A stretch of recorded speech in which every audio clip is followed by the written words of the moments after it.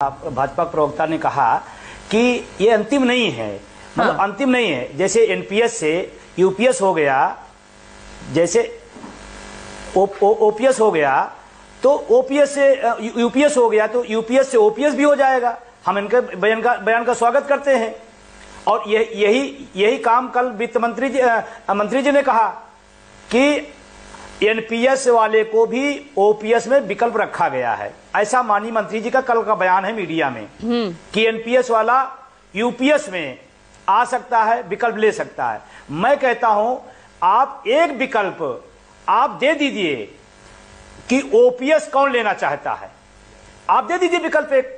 अगर आपको लगता है कि शानदार योजना है, बेहतर योजना है, तो विकल्प दे दीजिए ओपीएस का। नहीं तो ओपीएस लागू होता है तो फिर तो सरकार पे आर्थिक बोझ बढ़ जाता है ना। हमें क्या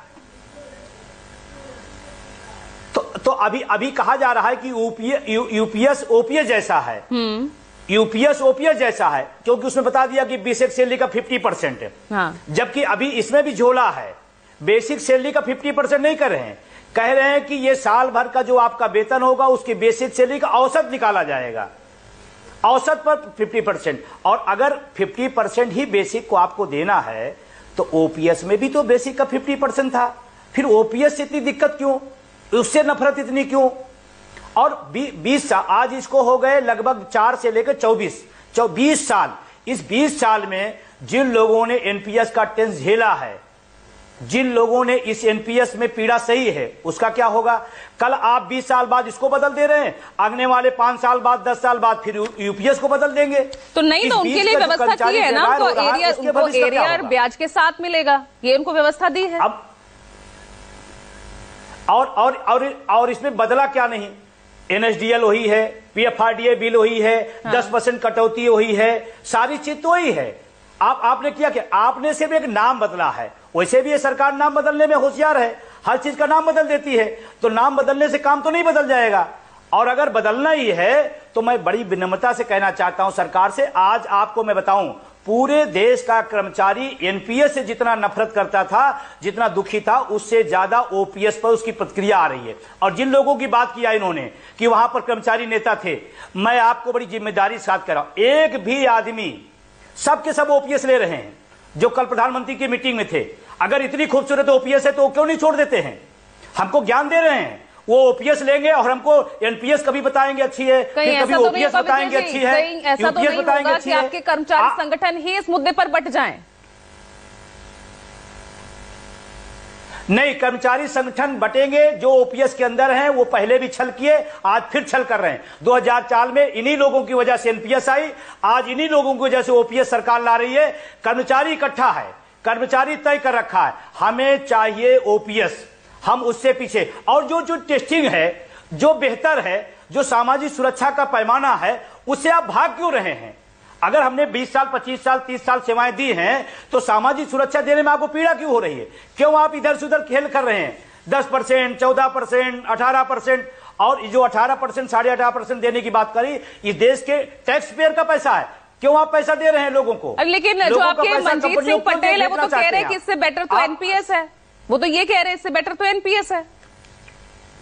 मैं कह रहा हूं कि सबसे बेहतर ओपीएस है, और इस देश का 1 करोड़ से ज्यादा एनपीएस में जो पीड़ित है, वो ओपीएस के पक्ष में खड़ा है। आज भी लगातार लोगों को ट्वीट आ रहे हैं, only OPS, no NPS, no UPS. Manjeet Singh Patel आप ही के हमारा नहीं, हाँ नहीं, मंजीत सिंह पटेल आप ही के राष्ट्रीय अध्यक्ष है ना। मैं बता रहा हूं, पूरे देश, मैं बता रहा हूं, पूरे देश का जो कर्मचारी है वो एक लाइन में, एक स्वर में खड़ा है, हमें ओपीएस चाहिए। कम है दे दीजिए, पुरानी है दे दीजिए, हमें कोई दिक्कत, हमें ज्यादा क्यों देना चाहते हैं आप?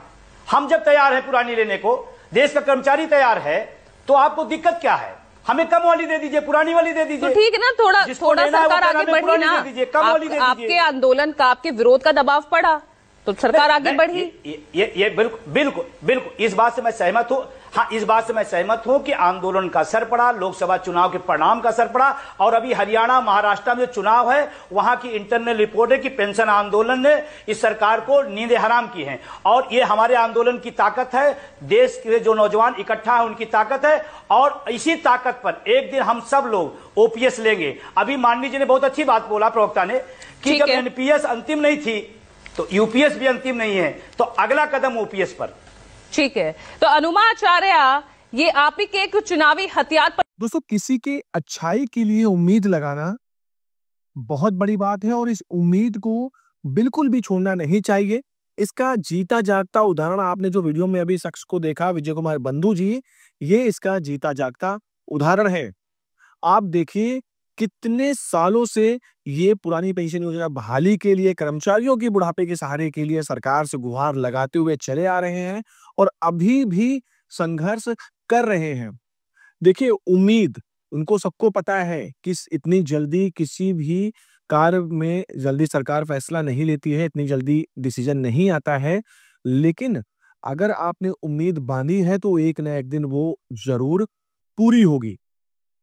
आप देखिए, जैसा विजय कुमार बंधु जी कहते नजर आ रहे हैं कि जैसे सरकार ने यूपीएस किया है वैसे ही ओपीएस कर दे। मतलब अभी भी वो चाहते हैं कि सरकार उनके बात मान लेगी। हालांकि समय लगता है किसी चीज को पूरा होने में। अब कई कर्मचारी ऐसा सोचते हैं कि यार कुछ नहीं होगा, ऐसा करने से ये नहीं होगा, वो नहीं होगा। लेकिन सबसे बड़ी बात दोस्तों ये है कि देखिए, अगर हम आज मेहनत करते हैं इस चीज के लिए कि आने वाला समय जो होगा हमारा सुरक्षित होगा, बुढ़ापा सुरक्षित होगा, तो सोचिए जब अगर ओपीएस लागू हो जाती है तो उस समय जो भी नए युवा भर्ती होंगे पुरानी पेंशन के अंतर्गत, तो उनको कितना फायदा मिलेगा और वो कितनी दुआएं देंगे। जितने लोग अभी यहाँ पर संघर्ष कर रहे हैं, सोचिए उनको कितनी दुआएं मिलेंगी कि नहीं, हमारे जो बुजुर्ग थे उन्होंने कितना सरकार के समक्ष संघर्ष किया, तब जाके आज ये पुरानी पेंशन योजना दोबारा लागू हुई है। फिलहाल जो पेंशन का मामला है, इस पर सरकार ये कहती है कि अर्थव्यवस्था पर बोझ पड़ेगा। लेकिन कहने वाली बात यह है कि जिन राज्यों में पेंशन बहाल हो रखी है वो किस प्रकार से कार्य कर रहे हैं। सुखविंदर सिंह सुक्खू जी एक इंटरव्यू में उन्होंने ये भी बात बोली थी कि देखिए 2004 का व्यक्ति जो है वो रिटायर होगा 24 में, और हर 2004 का भर्ती व्यक्ति 20 साल में सर्विस करके नहीं जाएगा। कुछ जल्दी जाएंगे, कुछ लेट जाएंगे, कुछ पूरी सर्विस करके जाएंगे। और ज्यादातर जो स्टेट गवर्नमेंट एम्प्लॉय होते हैं वो पूरी 60 साल सर्विस करते हैं। तो तब तक कोई ना कोई और रास्ते निकाल लिए जाएंगे जब वो रिटायर जाएंगे। तो अभी बोझ बढ़ना ना बढ़ना वो तो एक अलग मैटर है। लेकिन देखिए, जो ये सरकार कह रही है कि हाँ बोझ बढ़ेगा, बड़े लेवल का मामला है, कह सकते हैं।